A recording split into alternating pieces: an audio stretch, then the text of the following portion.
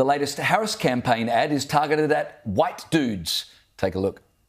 Hey, white dudes. So, I think we're all pretty sick of hearing how much we suck. Every time you go online, it's the same story. We're the problem. And yeah, some white dudes are. Trump and all his MAGA buddies are out there making it worse, shouting nonsense in their stupid red hats and acting like they speak for us when they don't. So I've been doing my own research and decided to check out Kamala Harris and Tim Walz. And before you jump down my throat, they're actually talking to guys like us.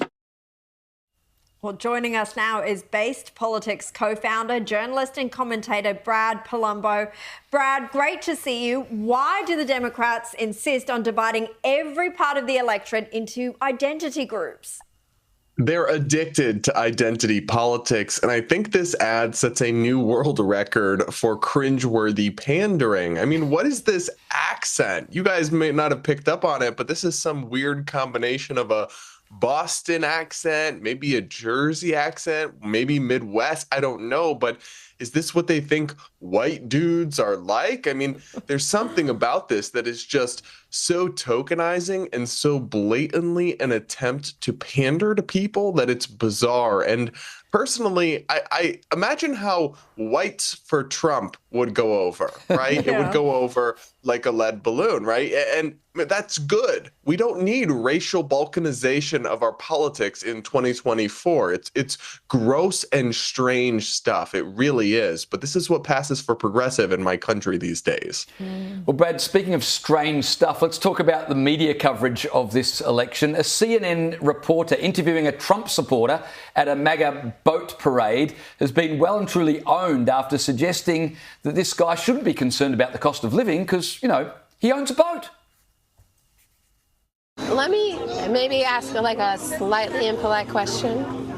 But, you know, if you can afford a boat, you're not hurting so bad, right? Because a boat costs a lot of money and it's a lot of upkeep. Listen, nobody gave me I earned everything that I've got.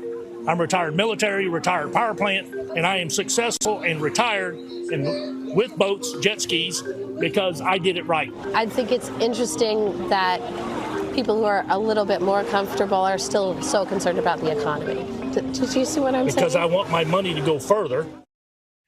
Brad, even given how biased CNN can be, I mean, that's pretty incredible, is it not? It's really wild stuff. I don't know why they aired this. They thought this was a good look for them? No, it just showed you how out of touch many in the mainstream media are. Because one, it's factually wrong to suggest that everyone who owns a boat is extremely wealthy. A lot of them are middle class, and some people own a boat instead of a home. So it's just doesn't mean you're fabulously wealthy and don't need to worry about the price of gas or food.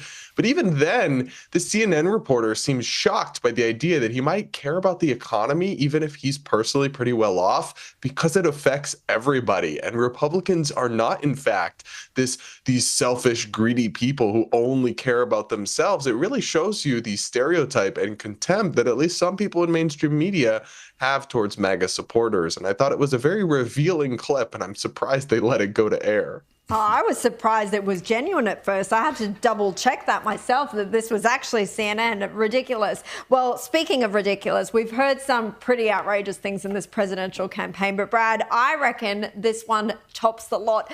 A commentator on MSNBC reckons Vladimir Putin will be intimidated by Kamala Harris because she's black.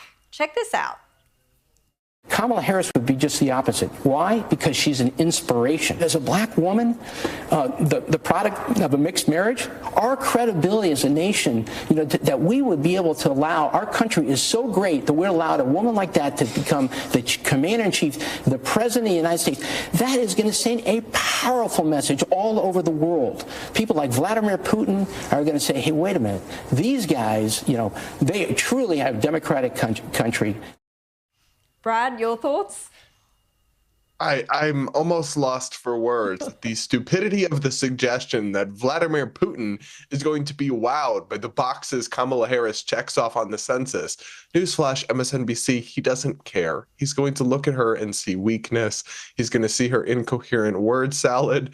And frankly, he's been undeterred by the Biden-Harris administration these last few years. He looked at them and didn't seem at all impressed or stunned by their diversity and equity and inclusion. No, he decided to do an illegal invasion of Ukraine under their watch. So this is identity politics obsession to the nth degree, and it shows you how addiction to identity really corrodes your thinking and just pushes you into absolute brain rot territory. There's nothing wrong with a black person or an orange person or a white person or any other kind of person being president, but it's not an accomplishment, and it's certainly not going to frighten foreign dictators that we have so much diversity in America. They could care less. They're looking at the cold, hard facts of the situation. Absolutely. Hey, Brad Polumbo, thanks once again for helping us to make sense of America. Thanks, we really appreciate your time.